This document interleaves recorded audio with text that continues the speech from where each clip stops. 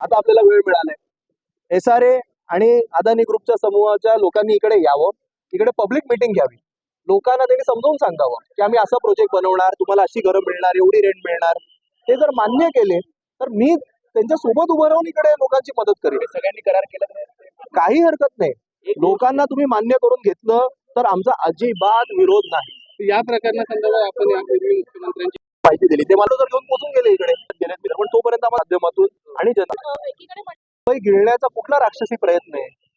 तुम्ही लोकांना त्यांचा हक्क द्या आणि करा ना. इथे 40,000 कोटीचा प्रकल्प आहे हा, 50,000 कोटी. त्याला शून्य किती मी विचारले तर तुमच्या एकही सांगू नाही शकणार. 50,000 कोटीला शून्य किती सांगा.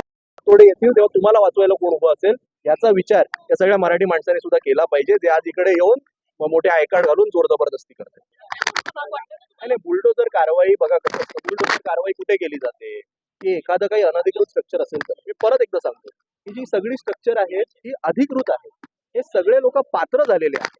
आपण विषय समजून घ्या. ही जी तुम्हाला दिसते ही 1970 पासून सेन्सस झालेली स्लम हा एक 2006 पासून अडकलेला प्रकल्प आहे.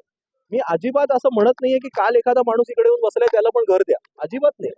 जे लोक पात्र झालेले आहेत आणि मग बघू शकता ना, तुम्ही स्वतःहून डोळ्यांनी बघताय परिस्थिती. मॅडम, हे काय मी राजकीय भाषण नाही करत आहे.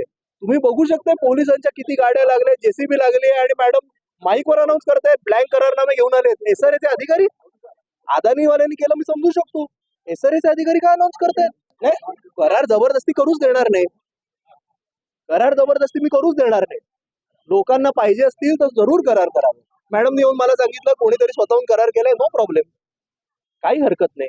इकडचे सगळे 180 लोक जरी मला येऊन म्हणाले की वरुणजी आम्हाला करार करायचे, की आम्हाला करार करायचे, आम्हाला अदानीच विकासक म्हणून आणि त्यांच्या पद्धतीने करायचं, नो प्रॉब्लेम. इकडचे लोक म्हणाले तर काही हरकत नाही, पण जोर जबरदस्तीने करू देणार नाही, करू देणार नाही. सत्ता कोणाची असो, आम्ही लोकांसोबत उभे राहणार.